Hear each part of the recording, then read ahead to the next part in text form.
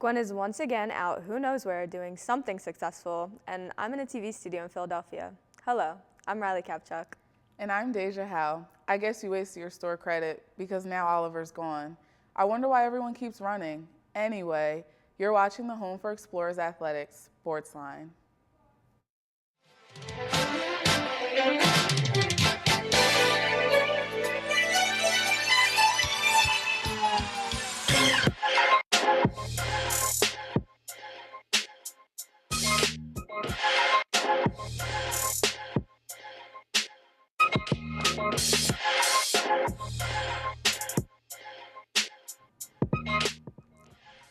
Welcome to SportsLine, back to bring you the LaSalle sports that you might have missed. And later, go on the sidelines with a member of the men's rowing team with me.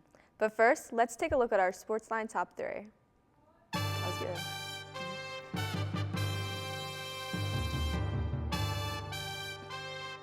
Gwen Good has qualified for the NCAA Cross Country Championship and will compete this weekend.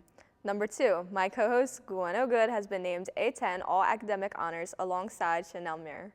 Number 3, Gwen Good from Women's Cross Country and Track and Field is this week's NovaCare Student Athlete of the Week. You go, Gwen. That's it for the top 3. Now let's take a look at how our teams have been doing this week. This past Saturday, the men's basketball team played a rare opponent, taking on Penn State as part of the NCAA Autumn Invitational. The Explorers started well, jumping out quickly to a 12-9 lead against the Nittany Lions before giving up a 20-point run to end the first half and falling behind by 13. Jerome Brewer led the scoring, tallying 13 points. Jaden Marshall and Eric Acker followed behind with 11 each. The Explorers put up a strong rebounding performance, beating Penn State 28-25 on the glass. Jerome Brewer led the team in his stat as well, totaling 7 rebounds on the night. Their performances on the boards resulted in 30 paint points and 13 second chance points. Overall, they shot 50% from the field for the game, but it wasn't enough. Penn State's bench outscored LaSalle 40-21 as a team. They outscored the Explorers 41-40 in the second half. Despite the rebounding disparity, they dominated the game both inside and out, scoring 44 paint points, while also scoring 14 fast break points compared to only 3 for LaSalle. The game ended in a loss for the Explorers with a final score of 83-69. The men's basketball team took the floor at home again Wednesday night against the Villanova Wildcats. While the game was hard-fought, the end result was another loss for our Explorers. Junior Eric Acker led the team in scoring with 17 points, followed by sophomore Rob Dokery, who chipped in 13 of his own after a halftime score of 37-28. The Explorers, facing a 9-point deficit, were outscored the rest of the way, 33-27. Rob Dockery led the team in rebounds with 8 boards. Turnovers and points scored off of them was another area of concern for the Explorers, as the Wildcats scored 25 points off of 11 LaSalle turnovers and generated 8 fast break points. With these 2 losses, the Explorers now fall 2-3 during this season. Moving on to women's basketball, the Explorers went to the Leah Center this past Friday to play Temple Owls. The Explorers went to lose the game 54-75. The Explorers were led by Eris McToon, who had 16 points with a team high in rebounds with 5. The game was tied after the first quarter, but then in the second, the Owls scored 21 in the second quarter compared to LaSalle's 11. From there, the Explorers were outscored in the rest of the quarters. The Explorers made 32.3% of their shots from the field, shooting 21 of 65 from the field. This includes some going 6.7% from the 3, going 1 for 15. The Explorers made 1 3 in the first quarter, then missed for the rest of the game. LaSalle had both 6 points off second chance baskets and 6 points off turnovers. Temple had 17 points off second chance points and 13 fast break points. Temple's bench also outscored the Explorers' bench 31-9. With this loss to the Owls, the Explorers moved to a record of 3-1. The LaSalle women's basketball had another game this weekend against Westchester on Tuesday night. This game was at the John Glaser Arena, the home of the Explorers. LaSalle started strong, going up 12 before Westchester could get a point. Westchester did come back by the end of the first quarter, making the score 16-20 Explorers. In the second quarter, the Explorers dominated, holding Westchester to just 2 points during the whole quarter. These 2 points coming from free throws, the Explorers went on to score 18 points, pushing the lead to 22 going into the half. In the third, both teams went back and forth, scoring 24 points each. In the final quarter, the Explorers went to dominate again, holding Westchester to 8 points in the end. The Explorers won 83-50. LaSalle's Ashley Connor led with 18 points and 12 rebounds, while Eris McIntoon earned 17 points and 14 rebounds. This was a very dominant defense performance by the Explorers, who had 14 steals. Jonah Quinn led the way with 4 steals to go along with her 13 points with the win. The Explorers' record moves to 4-1. The LaSalle women's cross-country team competed in the NCAA Mid-Atlantic Regional Meet at Lehigh University on Friday, finishing 11th place as a team and earning 349 total points. My friend Gwen led the team again, placing 17th in the 6K race with a time of 20 minutes, 1 second, qualifying for the NCAA championship meet. Neve Moulet was the next finisher for the Explorers in 66th place with a time of 21 minutes, 27 seconds. Stella Hammond placed 83rd and Jillian Levette placed 89th for times of 21 and 46 seconds and 21:52 seconds, respectively. Lexi Rivard closed out the finishers in 110th with a time of 22 minutes and 13 seconds. The LaSalle men's cross-country team also competed in the NCAA Mid-Atlantic Regional Meet Friday, earning 332 points total and matching the women's team with an 11th place finish. Charlie led the Explorers with a time of 31 minutes and 5 seconds. Placing 47th overall, Jacob Gardner also put forth a strong effort, placing 59th for the first time of 31 minutes and 16 seconds. Chanel Morel and Motal Bogelberg placed 73rd and 75th for the times of 31 minutes and 28 seconds and 31 minutes and 30 seconds, respectively. Dylan Stoneman rounded off the scoring for the team with a time of 31 minutes and 40 seconds. Not a good basketball week for our men's. No, not at all. But the women's, Temple is overall a hard competitor. Like, no matter what the sport is, they've always been pretty good athletics-wise. But that Westchester game, I was there, and our defense is pretty good. Yeah, our defense is amazing. There was a lot of steals, and I think all the girls played very well together, which is something that I feel like the men's basketball team doesn't do. So it was really nice to see them play together. We'll get into that. It was nice to see them play together and score a lot. Yeah, and they're very verbal. I know Ashley Connor, she is that upperclassman, so she does have like that upperclassman voice, but they're good at moving around. They're good at communication. And overall, Joni Quinn, I was watching her. She like puts the ball behind her. She's good. She tricks them up. But people who don't trick up their opponent is the men's team, who has fallen to both Penn State and Villanova, as I predicted. But I honestly thought the Villanova game could have been worse. We can't score. No. We can't score. In basketball, you can make a layup, three-pointer. We couldn't make three-pointers. We had a total of 3 for like 15, I think. Yeah, we even missed a few free throws, which are free points. That's something you should make every time, and that was frustrating, I feel like, as a LaSalle fan, but it was just so upsetting. Like, and then the coach is constantly rotating the lineup, so he's just bringing people in, and I'm like, are you trying to get everyone play time, or are you trying to win? Yeah, because in the beginning we could have won. We were pretty close. The score wasn't really that bad at all. They just needed to find something. I don't know what they do in their practices. I don't know if they like really work on rotation. They might. I don't know. Could I tell? No. But also Villanova, to be fair, they had a really strong defense. They were in their faces. They were stealing. They were playing basketball. They were. And their coaches came in ready to play too. I feel like our coaches kind of looked like slacks and stuff, and they came in a suit and tie. Yeah. Jay Wright was there too. Yes, I saw that. Their winning coach. They also were, the coach was calling plays, and I feel like a lot of the players were confused. And it took like a few people to be like, hey, this is what we're doing. This is what you're supposed to, this is where you're supposed to go. That's what they should go over. That's another thing. Like, if they had the ball, they were trapped. Again, their defense was really tight, but no one was moving. Like, they were just staying in place. I feel like playing lacrosse, at least, like, if that's what you're doing, you have to like keep crossing till you can get like a chance. Basketball, I feel like you can easily like get across and get that chance. Like, just pass off the ball somehow, and that's what they didn't do, and that's why they weren't scoring. And I think they should work on their three-pointers. Yes. A lot of them were missed, and that would have had the game closer. A lot of them were missed, but also I feel like LaSalle struggles with running a fast offense and defense. I'm noticing both, which is kind of a struggle when you go up against teams that are actual D1 schools. So. like good basketball Yeah. schools. And that's like in the beginning, again, like our defense was good. We were getting our rebounds. Their whole thing was rebounding that John, but they were not rebounding no John last night. So I don't know, maybe they do great rebounds when the guys aren't as big as them, because we are dealing with a team like 6'5" and up. Yeah. We have like 6'5" to our tallest, who's BD at 7 foot. He actually did good. He did. He did good. He got some steals. Proud of him.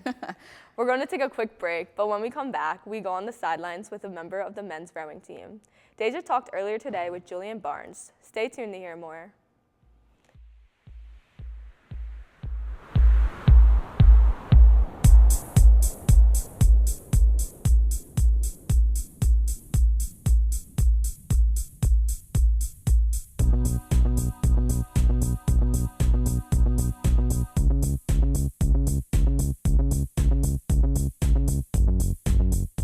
Illicit fentanyl is the deadliest drug threat that our nation has ever experienced. We lost Leo when he was only 19, killed by fentanyl he didn't even know he was taking. He was my heart, my son. My grandson. I wish you could have met him. Such a beautiful young man. Kind, smart, funny, sweet, a great kid. Go to ladrfoundation.org to join us in the fight against fentanyl. Thank you. you. I've been driving a truck for 40 years now. If people knew what I know, lives could be saved. Like that trucks can't stop quickly. It takes my 80,000-pound truck 200 yards to come to a complete stop. So I always do my best to give a lot of cushion. It helps when other drivers realize that and do the same. Please give trucks the space we need so we can all stay safe. It's our roads, it's our safety.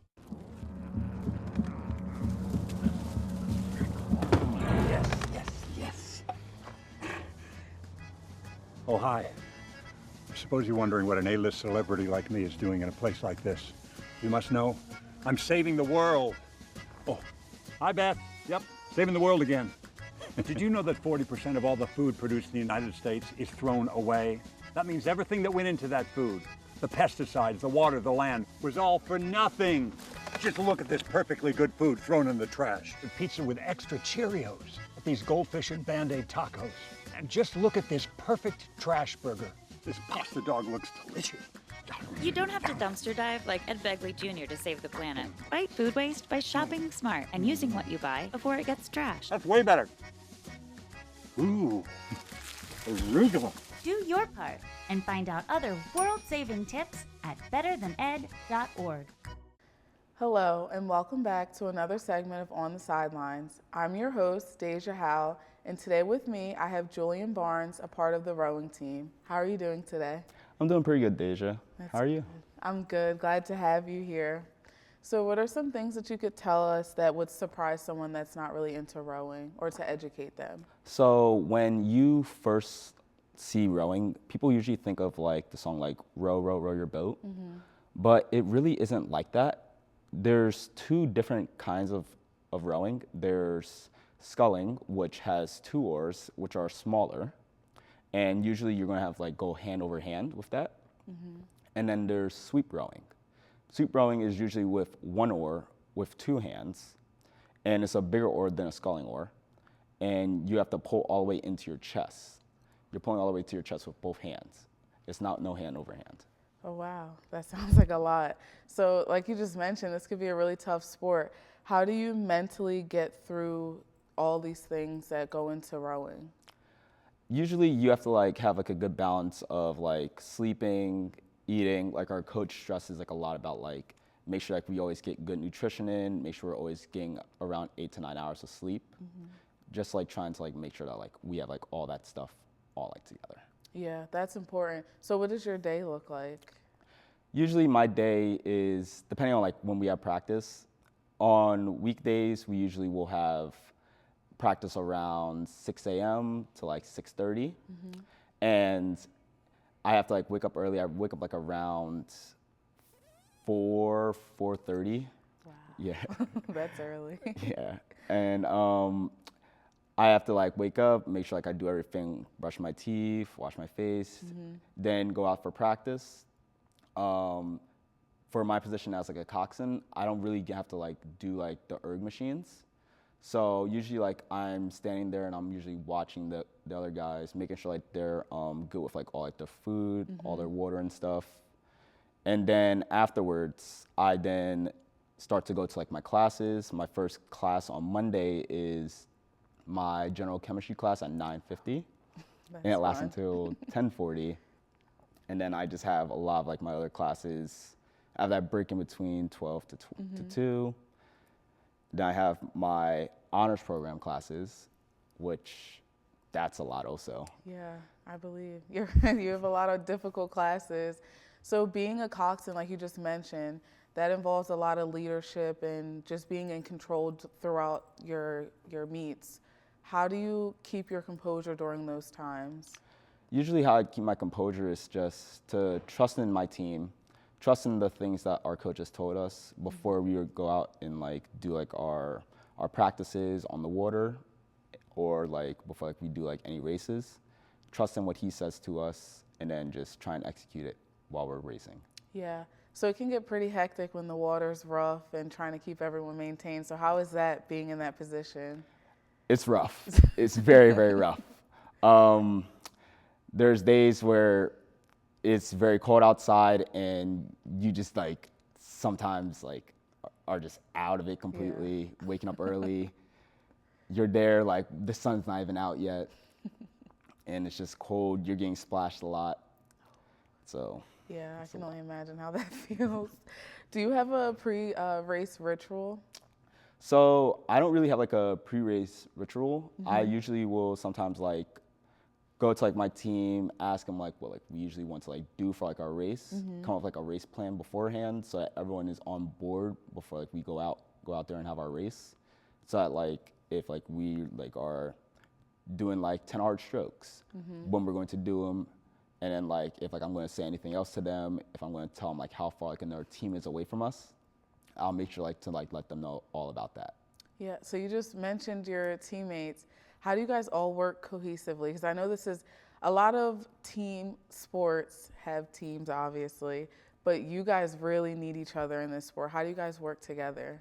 So how we work together is that if we're all not together, usually like that'll not make the boat go anywhere. So we all have to be always in time, in sync, always coordinated with each other to make sure that like the boat is going to be able to move in the way that we want to. If we're not coordinated, then that leads to like a lot of like swerving of like the boat. Usually like our guys will like sometimes get angry at it. So it can like lead to like a lot of like dysfunction in the team if we're not all coordinated together. Yeah, that makes sense. Who do you think's the biggest motivator on your team? For my experience as a freshman, I would say probably Thomas Cawley, who is one of the seniors now on the team. He's has such very, very good motivational talks with us. He was in my boat for one of our races and he pulled all of us together, gave us like one of the best motivational speeches I've ever heard in the past like 4 years I've been doing rowing. Yeah. And I just am so thankful of like him like being able to like be in like his presence. Yeah. Being able to like hear like him like talk to us, and his motivation is just top tier. Yeah, that's always nice, especially as a freshman when you have a senior mentor, because they've, you know, been through the challenges that you're probably going through now and they can help guide you through it. So that's nice that you have someone. Right. Do you think you can mention a time where you had a proud moment or just a really big race that you felt super confident in? So my last race, my senior year of high school, it was the Scholastic National Championship. And we came in with my boat. I was in a lightweight 4 boat.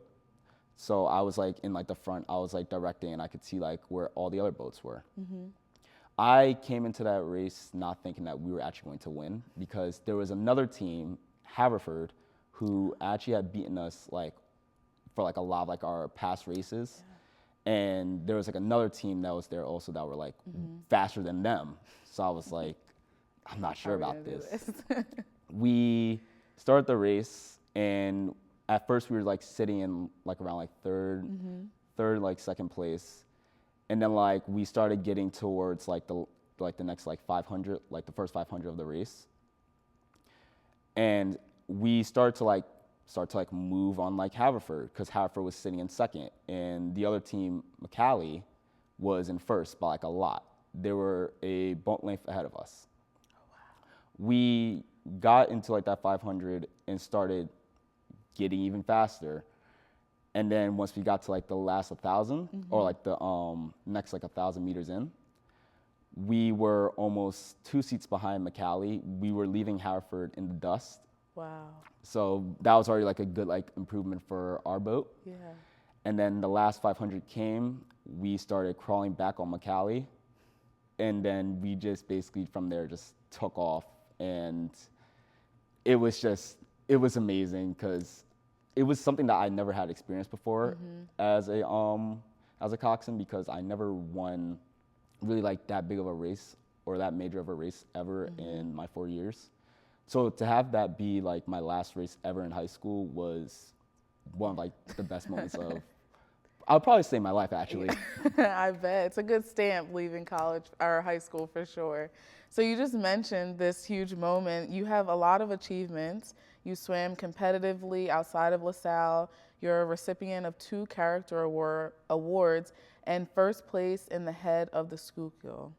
Those are some big achievements. How did you feel getting those rewards? So I felt pretty good about getting these awards. The first place in head of the Schuylkill was very surprising to me, because it was also my senior year, and like I had not won that race yet. And I was asked by my coach in high school to coxswain a alumni Columbia boat.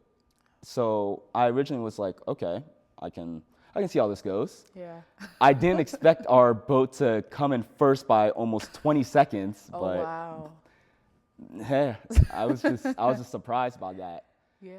And then the 2 character awards, I was not expecting to get those, because as I was like in like high school, like I didn't really like talk a lot, but like I was always there for the people around me, and I was always like supportive of like the rowers and like our other like younger coxswains.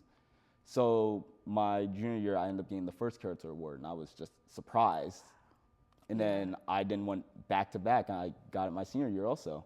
So I was just like, I guess like the stuff I've been doing in high school has been pretty good, I guess. Yeah. You definitely have a lot of achievements to help push you forward. And that's so nice that junior year you got that award, because sometimes it's rare. You have to wait till senior year to get that. So proud of you. Thank you. And then finally, just a fun, quick question. If you could have any superpower that would benefit you out in the river, what would it be?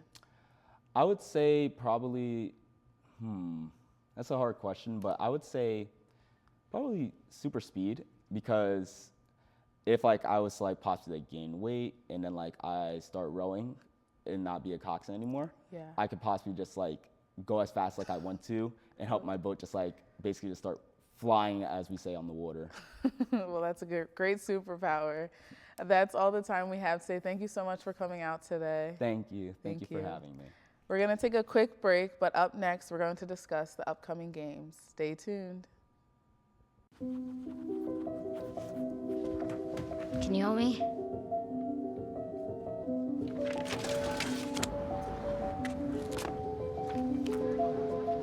What you got there?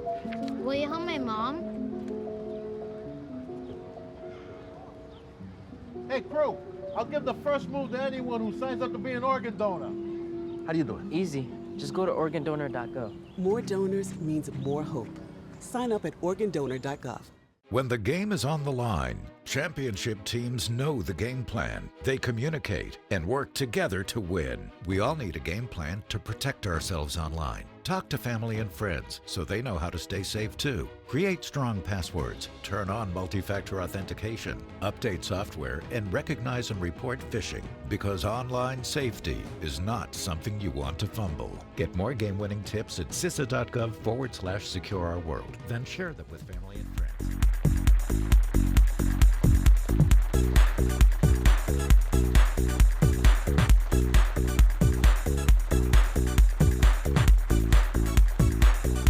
Busy week of Explore Sports, so here's what you can look forward to. The men's basketball team will face Division III school, Lancaster Bible College, Saturday at 5 p.m., hosted here at Trumark Arena.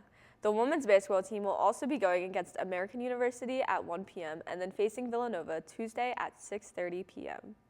The women's cross-country team will compete at the NCAA Championship at 10:20 a.m. Saturday in Columbia, Missouri. Both the men's and women's LaSalle swimming and diving will also compete over the weekend at the Fall Frenzy WVU Diving Invite, Thursday through Sunday. Another week of basketball, but this time they're playing a Division III school. Yes. So hopefully we can win. And I say hopefully because our expedition game was also a Division III school. We won, but we were not beating them. But hopefully we can beat the Lancaster Bible School. Yes. What is that? Yeah, I've never heard of that school before, but I think we will win this one. I have confidence, 100%. And if we don't, I have no confidence in anyone no more. But I do have confidence in the women's team. I feel like they do play Villanova. I feel like they got it though. Yeah. They got something in the bag. Yeah, it'll be good. Or if they lose, it'll be a close game. But I definitely think they're gonna win the game. I think confident they'll be good. in them. And then Gwen's running, excited for her to come back and bring me my trophies. Because I was supposed to run originally, but I had a conflict with like this and everything, so I couldn't go. I have to prioritize this. I can't really. Yeah, I don't blame you. I don't know how Gwen does it, all that running in school. She's just a runner. That just about wraps it up for us this episode. Find out more about LaSalle athletics and upcoming games by visiting goexplorers.com. Also, check us out on Facebook at facebook.com/LaSalleTV and on Instagram at SportsLine LTV. We welcome you to send us your thoughts and suggestions there. For our entire SportsLine team, I'm Riley Kapchuk. And I'm Dejah Howe. Thanks for tuning in, and we'll see you at the game.